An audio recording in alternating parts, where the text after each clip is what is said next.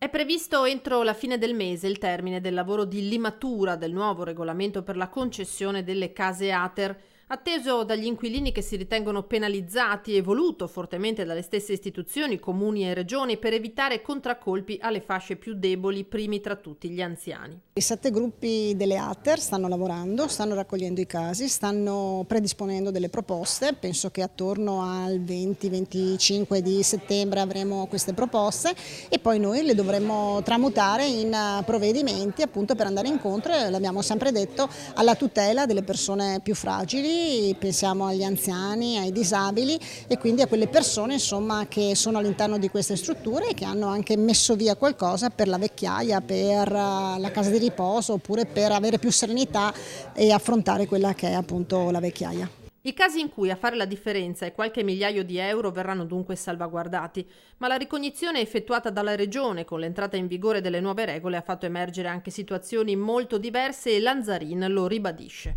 Noi abbiamo trovato casi di persone con 300, 400, 500, 700 mila euro in banca e io credo che queste persone non hanno neanche il diritto di protestare, avrebbero solo, dovrebbero avere la dignità di dire no, noi abbiamo capito, ne abbiamo approfittato finora e adesso riconsegniamo l'alloggio a chi ne ha bisogno.